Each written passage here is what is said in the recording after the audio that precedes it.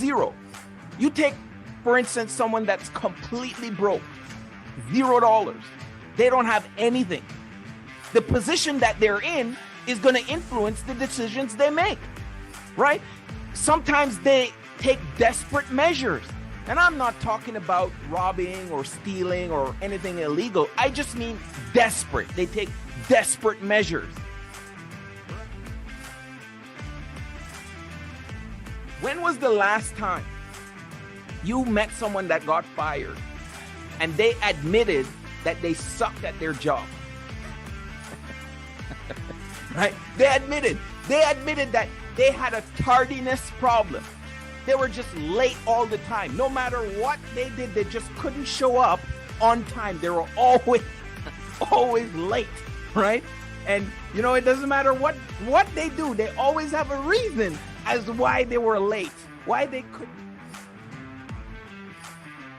You can use that. You can see here very simply, you put in $100,000 per year in Ontario. The taxes is going to be 30%. That means the net pay is going to be $70,000, right? But most people don't do that kind of math before. They see 100,000, they think, 100,000, oh. But you're not going to get 100,000.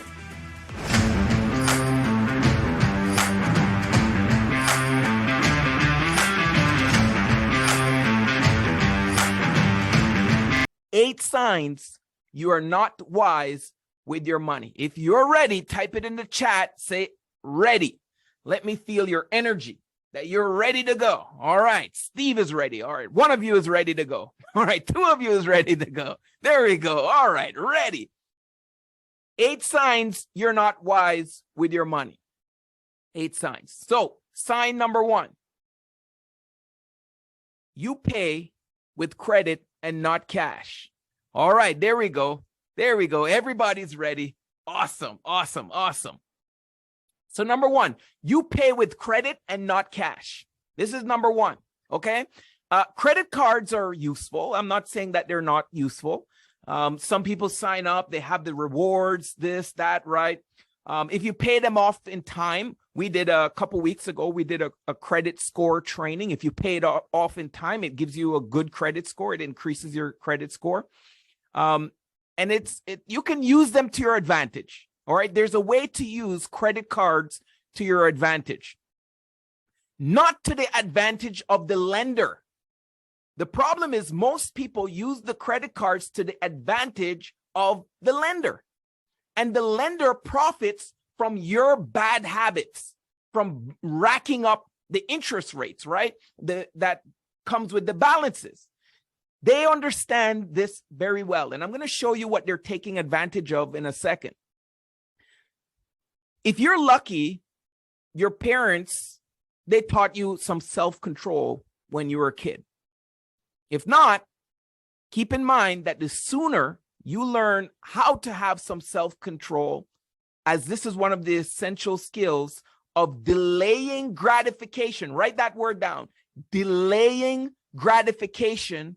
The sooner you learn that, the sooner you're going to keep your personal finances in order. It's a matter of habit. You want to learn how to delay gratification. The thing that keeps most people poor is this right here. I'm going to spend some time on this. I'm not going to spend the length of time that I spent on number 1 on all of them, but I'm going to spend some time on it because it's so important. This one thing keeps most people broke than anything else. It's not understanding how to delay the gratification. We live in a world where we want things now, instant gratification. I call it the microwave society. You know, since the microwave came, I think it's the best invention, but the worst invention. Why? Yes, it speeds things up. It makes it quick, but it makes us believe that everything should be that way, right? And it's not. It's not. It makes us lose our delayed gratification, our willpower to delay the gratification. One of the most important ways that you can exercise self-control is with your finances. And it's very, very simple. What you need to do is wait until you've saved the money for whatever it is you need, right? Then you pull out your your debit card and you pay with it with your debit card, or you pay with it with cash instead of your credit card. Very simplistic here, but a debit card, it takes money from your checking account, right? No additional fees, none of that stuff. It's a free way of spending your money. But a credit card, unless you can afford to pay off the balance in full every single month, you're basically having a high interest loan. And if you get into the habit of, putting all of your purchases on credit card, I mean, you need some milk, you go use a credit card. You need to go get jeans, you use the credit card.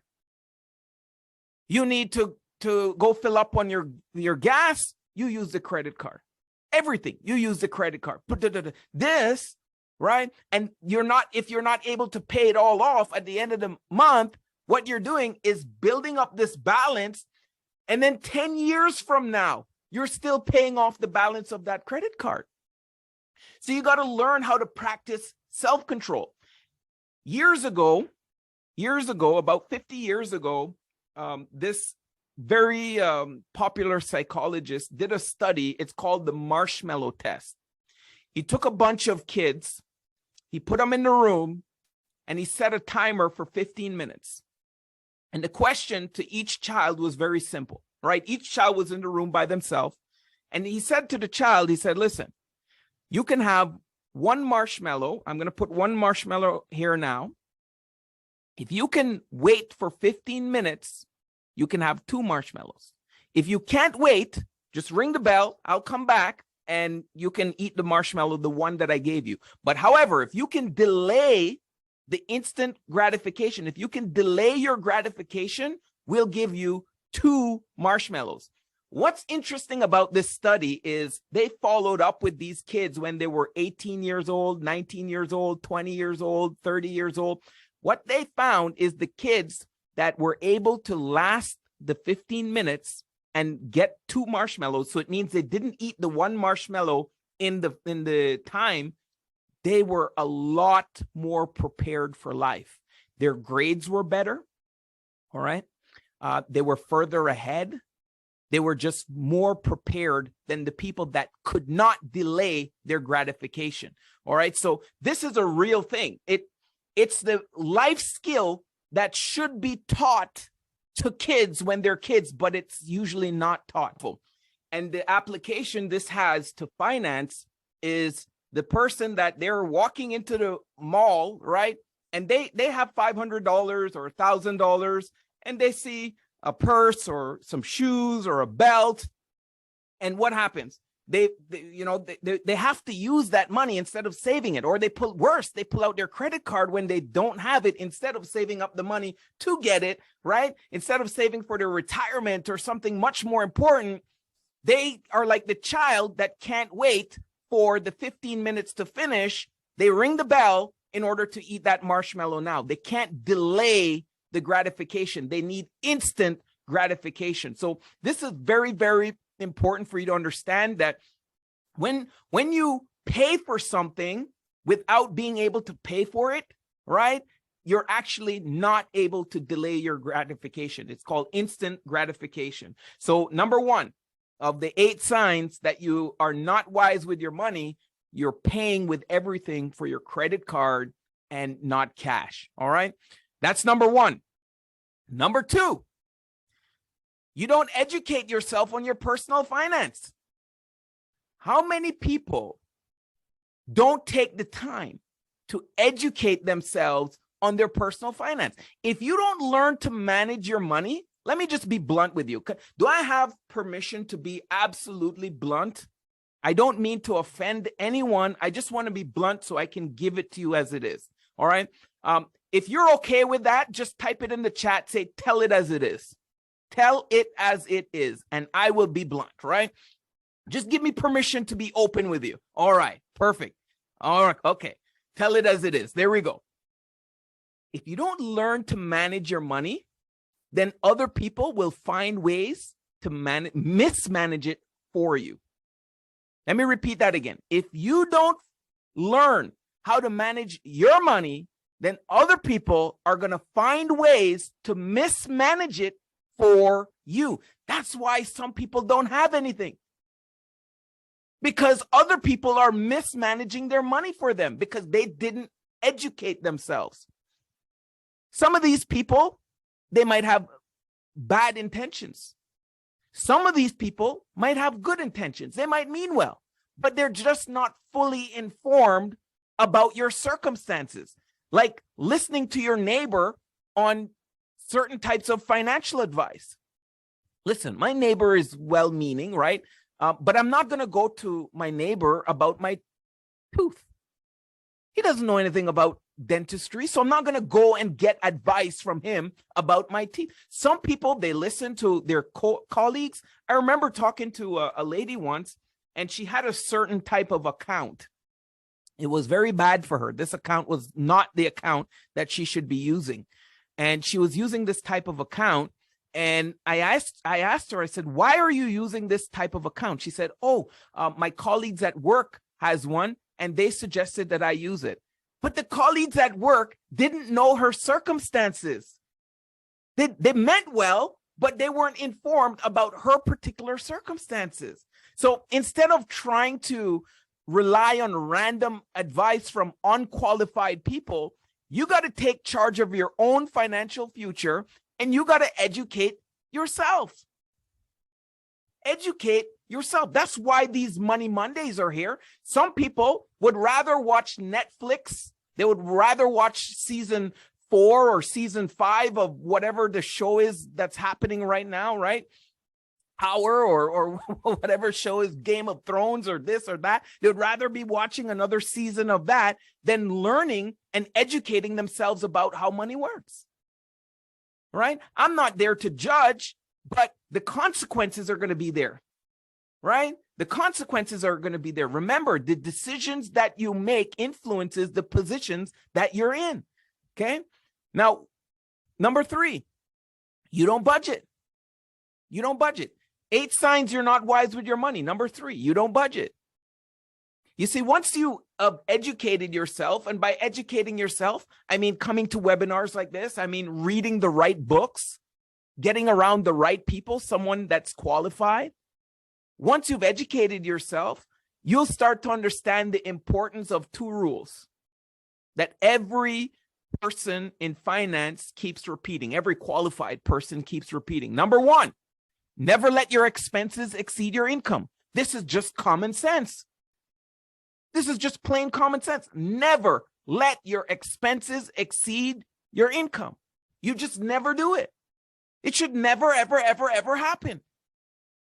That goes back to delaying the gratification, right? Delaying the gratification. Not buying a new car now. Maybe pushing it off a little bit. Not going to a bigger house now. Pushing off a little bit. Maybe not taking that vacation right now, if it's going to mean that the expenses start to exceed your income.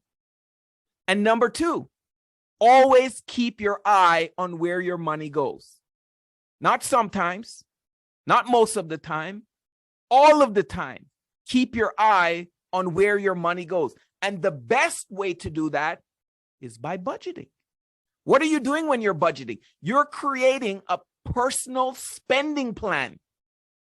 So you start to track the money that's coming in and the money you have going out. Imagine, the person at the end of the month, you say, where did your money go? And they say, I have no idea where it went. I have no idea where the money all went. Imagine this person running our country. Actually, sometimes I think they are running the country because the government always has no idea where all the money is going, right? It comes in and it goes out. But you got to know where your money goes. You are not being wise with your money if you have no idea where it all went. You got to know where it all went. You got to know where it all goes. Okay. Number 4 of the 8 signs you're not wise with your money. You don't have an emergency fund. One of the most repeated mantras in the financial industry is pay yourself first. People are going to pay Rogers first, or TELUS or Bell Mobility, they're quick to pay their cell phone bill first.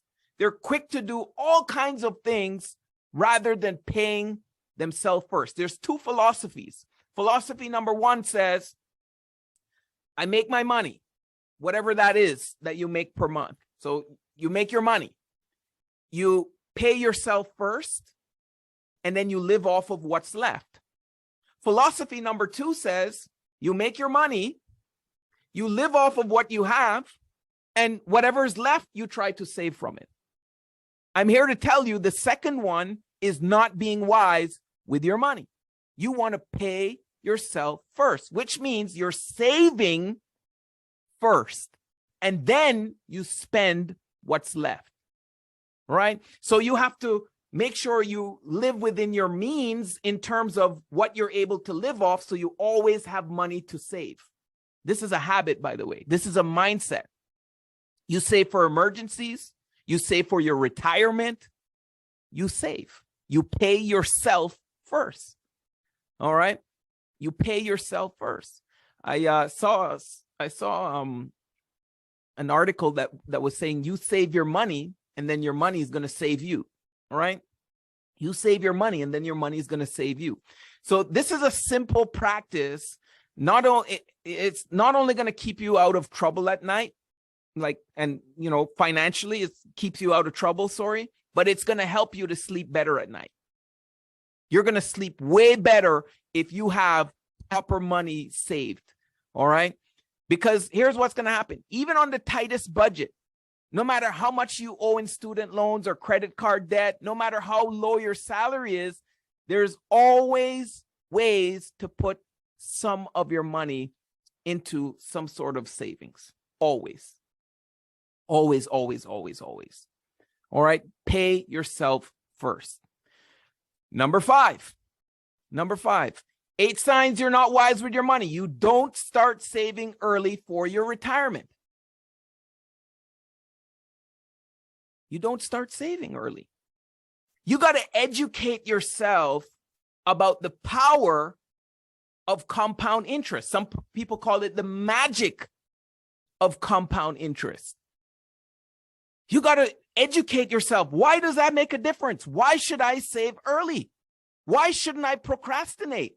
Because once you do, the wisdom of starting to save for your retirement fund as soon as possible, it becomes what? Undeniable. And the simplest way to think about compound interest, write this down, is interest on interest. That's what compound interest means. Very simply, interest on interest, right? So you're not earning just the money, just the interest on the money you put in. Let's say you put in $1,000. You're not just earning interest on the $1,000. If you earned, let's say, $100 interest on the $1,000, now you're at $1,100. You're going to earn interest on that $1,100. So interest on interest. Interest on interest. So you got to start saving for your retirement now. You know, a very simple slide here. It shows two people, Mr. Save Early and Mr. Save Late, right? These two individuals here. All right, Mr. Save Early and Mr. Save Late. You take an example where both of them have $2,500 that they're going to save every year until they're age 65 in an investment earning 10% every single year, right? So you look at the Mr. Save Early. He started at age 30, right? So he started right away. But Mr. Save Later decided to wait. He waited 5 years. He said, no, Jermaine, I can't save right now. I got to renovate my bathroom. I got to go on vacation. I got to go down south on vacation. So I can't start saving right now. I need a new car. So I might as well don't start saving. The garage door is falling off. I need to do the garage door.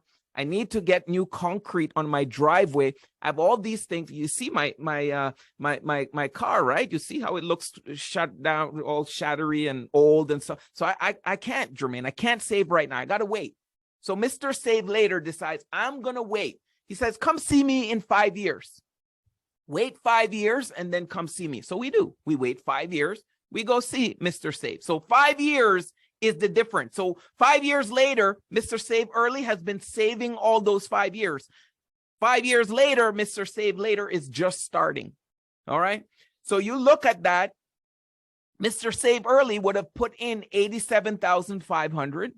Mr. Save Later would have put in $75,500. So $12,500 difference. Not that much, right? He waited 5 years because of $12,500. He waited 5 years because of $12,500, right? The $2,500 a year. He waited. All right. Now, they stopped at age 65, both of them. So they both invested till age 65. Now, look at the difference between Mr. Save Early and Mr. Save Late. Mr. Save Early, interest on interest, got $677,000. $677,561. Okay? That's what their money grew to with interest on interest. Mr. Save Later, you know what that $12,000, that 5-year waiting period, you know what that costed him? It cost him $266,000. Why? Because he only accumulated $411,000. Right? So that money, that time costed him $266,000. I'm going to do a quick calculation here. Let me go to the calculator. 266,326 divided by the 5 years. That's $53,265. It cost him per year. So it didn't cost him $2,500 like what he thought, right? He thought it cost him $2,500. So he could just wait and, he just gave up $12,500. He did not give up $12,500. He gave up $266,000. The interest on the interest. Why did he do that? Why did Mr. Save Later do that? You know why? He didn't understand the power of compound interest. He didn't understand the interest on the interest. He was foolish with his money. He was not wise with his money. All right. I see some more tell it as it is. I'm going to tell it as it is. All right. I'm going to tell it as it is. Let's look at number 6. Number 6 is you don't stay on top of your taxes. Okay. You don't stay on top of your taxes. Have you seen those people, right? They come to you and they said, hey, I just got a new job and da-da-da-da-da. They're very, very excited. All right. This usually happens to first timers in Canada when they first come to Canada. They get their job and then they get their paycheck and they're surprised at the amount of tax that they're paying. They're like, what the heck? I didn't know I was going to pay so much taxes. Why? They didn't stay on top of their taxes. That's why they're surprised at the amount of taxes that they're paying, right? Listen to me. Before, not after, before you even get your first paycheck, it's very important to understand how income taxes work. You got to understand this stuff. You can't ignore it and first figure it out when you get your first paycheck. At that point, it's too late, right? When a company is offering you a starting salary, for example, you need to calculate whether that salary will give you enough money after taxes to meet your financial obligation. You got to have some smart planning. Is it gonna allow you to save money? Is it going to allow you to reach your retirement goals? You got to stay on top of your taxes, right? And by the way, there's a lot of calculators that you can use. I like to use talent.com. Okay. I like to use talent.com. You can go to talent.com. They have an income calculator there. You can just type it in Google and you can use that. You can see here very simply, you put in $100,000 per year in Ontario, the taxes is going to be 30%. That means the net pay is going to be $70,000, right? But most people don't do that kind of math before they see 100,000. They think, 100,000, but you're not going to get 100,000. Let me ask you another question. Do you know the difference between your marginal tax rate versus your average tax rate? Most people have no idea. They have no idea, right? The average tax rate here, if you scroll, if you see down at the bottom here, average tax rate is showing here 30%. Every one of you on this call, you have an average tax rate, you have a marginal tax rate. I'm talking about Canada now. Sometimes people tune in from other countries, US and so forth. I'm talking specifically here about Canada.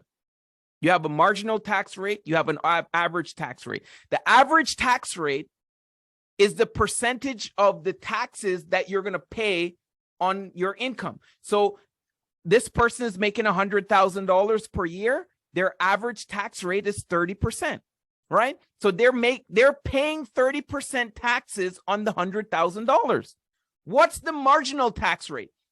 In Canada, we live in a tiered tax system. What it means, the more money you make, the more taxes you're going to pay. So your marginal tax rate, in this case, is 43.2%. What is that 43.2%? What does that mean?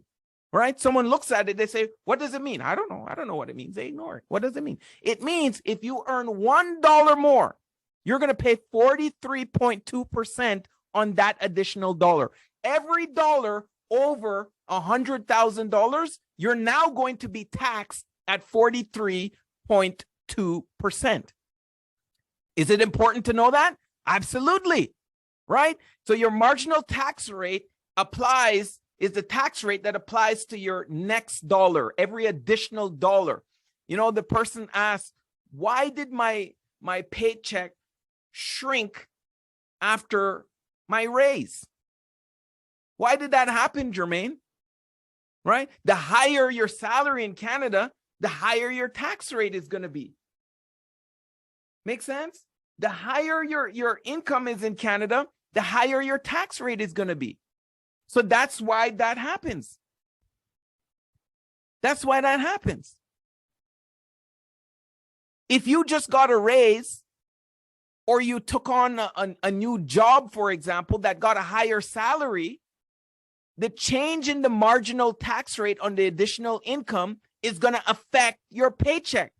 So, for example, let's say that you got an increase of $6,000 per year, and it bumps you up into that higher tax bracket. In this case, now you're going to pay 43.2% taxes on that $6,000. The person doesn't know that, is expecting an additional $6,000. They make plans for that $6,000, and then they're so excited, or not excited is the wrong word, but annoyed and frustrated and angry and surprised when they don't get that 6,000, when the paycheck is smaller than they expected. So if you're, let me tell you where you need to take this into consideration. Some people, they pack up, right? They leave wherever they are, let's say Ontario, and they move to Timbuktu, right? Say, why are you moving to Timbuktu? Well, I'm going there because the income is higher, right? So they accepted a higher salary.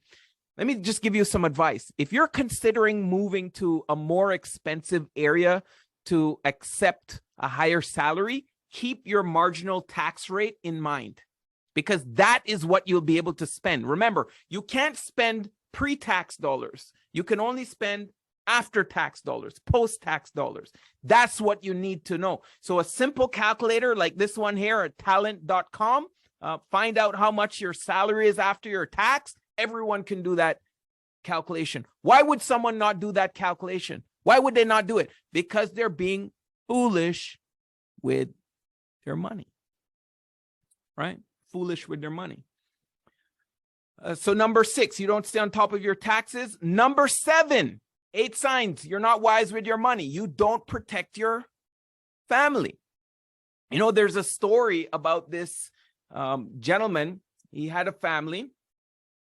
Kids, wife, lived in a nice place, and he woke up one morning and there's this box at his front door, right? Someone rang the doorbell and left this large box at the front door. So he goes, curious, pulls it inside, sees the packing slip. He says, okay, it's addressed to him. So he starts opening up the box.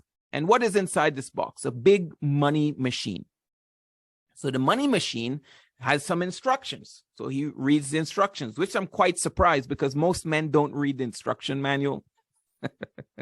Right? So, but he read the instruction manual and it told him what he needed to do, right? Plug it in, connect it to the internet, all this kind of stuff. And it looked like those ATM machines. Have you seen those skinny ATM machines like you see in the gas station or so? And what this machine said that it's going to do is basically every single month, it's going to print his income, right? So this gentleman made $5,000 a month. So what the machine did is at the end of every month, it print $5,000, right? Gave him $5,000. So he's like, man, this is like a dream come true. I don't have to go to work. I don't have to do anything. Every single month, this machine is giving me $5,000. So he started one morning after about 6 months, he wakes up and he's like, oh my goodness, what if this machine breaks? What will I do? If this machine breaks and I can't print, I'm going to be screwed. My family's going to be screwed.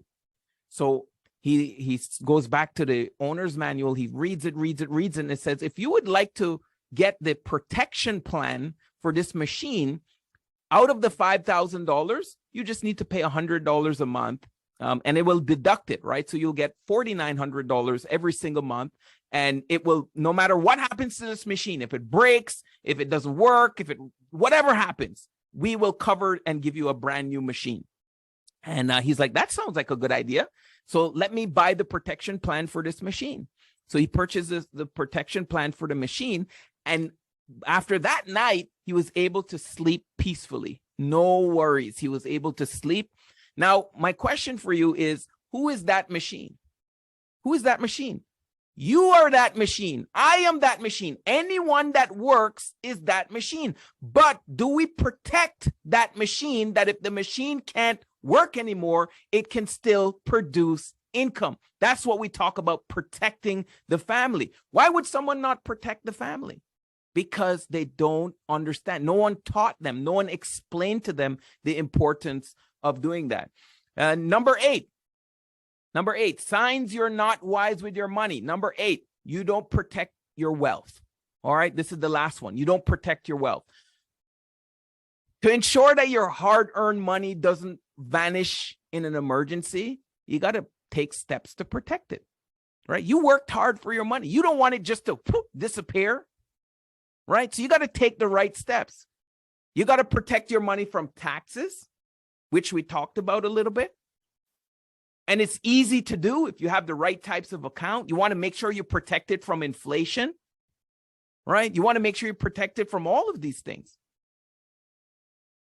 And you can do this by making sure that your money is making money on the interest, right? It's earning the interest. So there's tons of things that you can do to protect your money. By the way, if you want to learn more about this, get back to the person that invited you. Say, hey, you know, Jermaine said this, and this, that. I want to learn more about that. How does that work, right? How do I understand that more? We have qualified people on this call that are able to direct you in the right direction to make sure you make the right decisions, okay? That's very important. So 8 signs you're not wise with your money. You pay with your credit card and not cash. You don't educate yourself on your personal finance. You don't budget. You don't have an emergency fund. You don't start saving early for your retirement. You don't stay on top of your taxes.